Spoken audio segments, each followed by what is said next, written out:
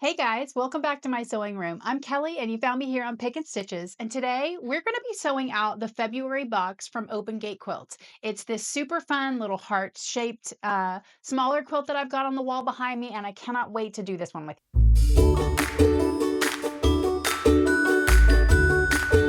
Okay, so we have all of our pieces cut and ready to go. The first thing we're going to do is take these two skinny strips that are 24 inches long and we're going to sew those together.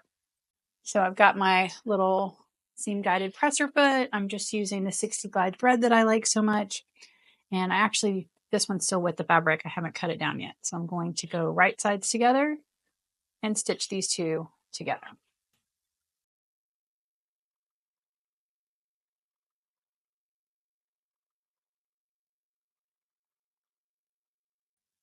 Okay, now we're going to go press this open. We're going to press towards our darker fabric. Okay, so we'll set our seam.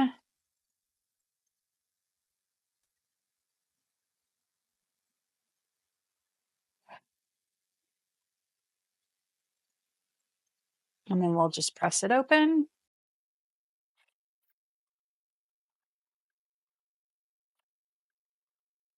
You do want to be careful on these long strips not to distort, because they can get a little bit bendy on you.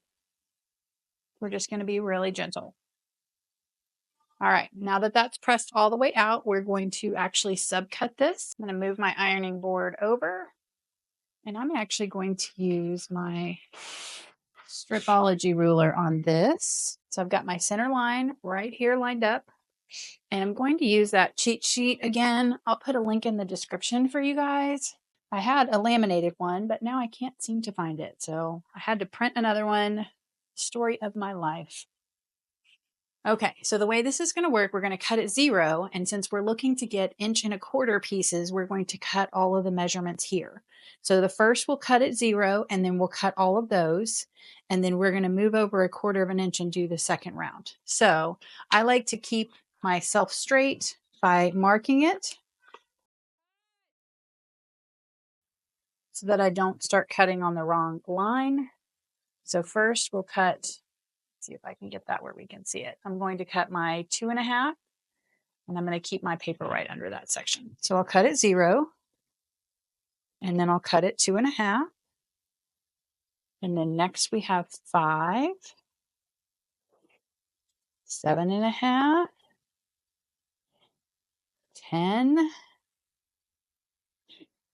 12½, 15, 17½,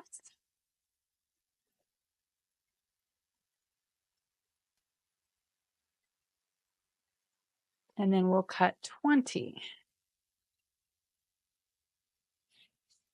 Now we're going to bump over this whole ruler set so that we're 1/4 inch over. So I'm going to take that little tiny pit that I cut out, and I'm going to remove it. And then I'm going to bump over so that I've got 1/4 inch line exposed. We're going to try really hard not to shift anything. And then we're going to go back to our sheet and we're going to cut this second. So we moved over to that 1/4 inch line, and now we're going to cut it 1, 3½, 6. So 1, and then we've got all of our pieces. Now that we have that subcut, we're going to take our pieces, one of our subcut pieces and our white piece that'll be the same length. You can look up those measurements on your instructions. It's step number 2. We're going to take it with the pink side down, and we're going to just fold those together and sew 1/4 inch seam. Okay, we're going to take this and we're going to press towards our background fabric, but I'm going to go ahead and show you guys one more step while we're over here. We're going to take 2 of our pieces that match of our, let's do that one, of our pretty pink fabrics here, and we're going to take some of those teeny tiny squares that we cut. Now, the instructions say that you can take a ruler and draw a line from corner to corner. I find that my seam-aligned tape is really good at helping me find that, but because these pieces are so small, I'm going to put a little bit of glue. We're going to go on the narrow side of our largest one. So right sides together. Do make sure you don't have that dot facing the wrong way, because that would be easy to do. And then on our smaller piece, we're actually going to go across on the longer side. So shorter side on your bigger piece and longer side on your smaller piece. And I'm just going to give that a second to set up. You certainly don't have to glue those, but I find that when the pieces are this small, sometimes it's hard to hold them exactly where you want them. So now I'm going to actually switch my foot because I want to have just a regular 1/4 inch foot. Look, got my new tray. All right, so we're going to sew from one corner to the other. So I'm going to line up one with my needle and one with the red line on my tape.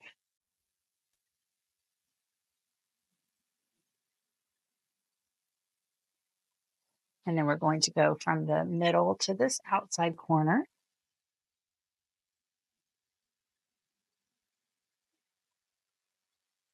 And then we'll do the same thing on this one.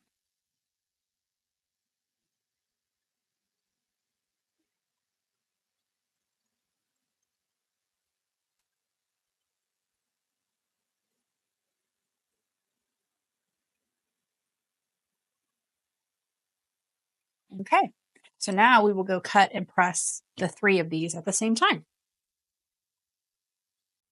Okay, so first we'll give them a little haircut. These are my extra pieces we just cut. And we're just going to set that aside.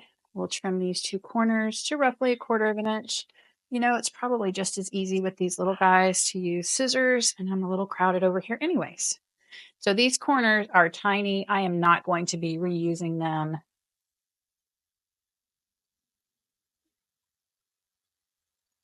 All right. Oops, got that one kind of narrow, didn't I? Okay, so we'll set our seams and then we're going to press towards the white on these 4.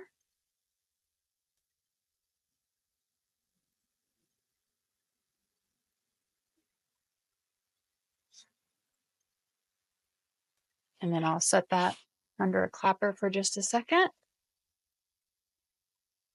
Let's do that way up here. And then this one, we're going to press towards our background fabric.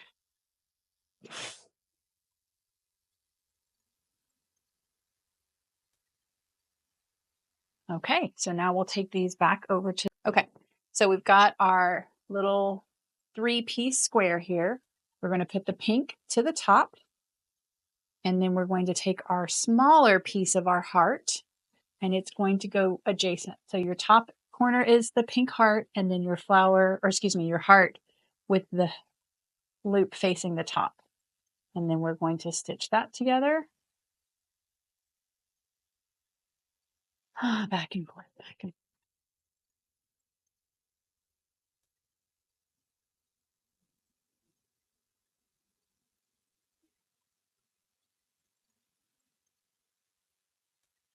forth. Okay, we're going to take this and give it a quick press. I'm actually going to do that up under my workbench.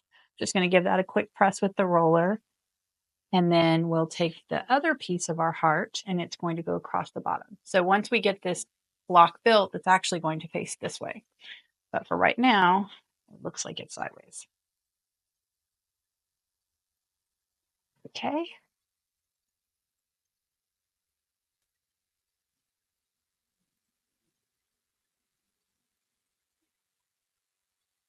Trying to roll that seam on me.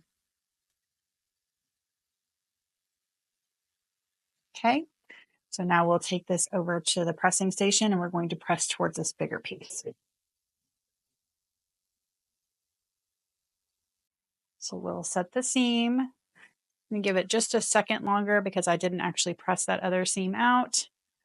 And then we're going to press towards the bigger piece. So I'll flip it over and put that on top. Give it a little steam. And then it can sit under the clapper. So we're going to do that for all of our heart blocks. So we'll have an entire stack of these guys. And as they come together, they'll have a little bit more shape.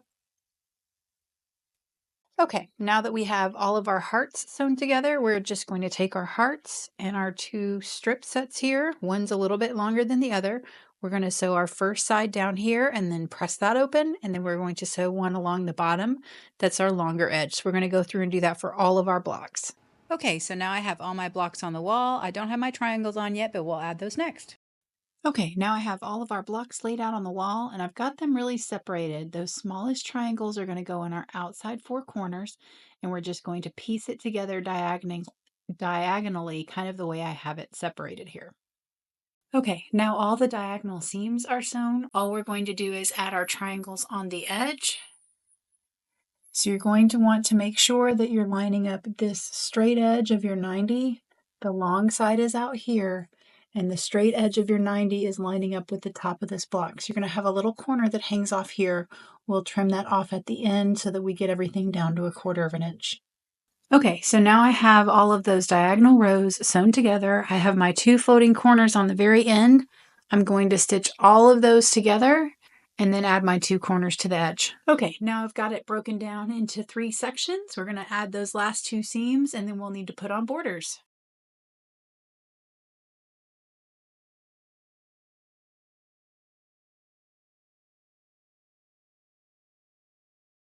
All right, guys, that's a wrap on this month's Open Gate Quilt Box. I hope you've enjoyed sewing it out like I did. I've really enjoyed getting some of these projects that are not like a full size quilt. I often do a full size quilt, and then when I do something that's on this scale, it's like I can finish this up in such a hurry, and it's such a sense of accomplishment. So I hope you've enjoyed sewing this one out with me. If you do like any of my videos, from the tutorials to unboxing, please hit that like and subscribe. It does help me out a ton. And don't forget, head over to our private Facebook group and tell me what you're working on. I can't wait to see what you've got on your cutting table. Until then, guys, I will see you next time.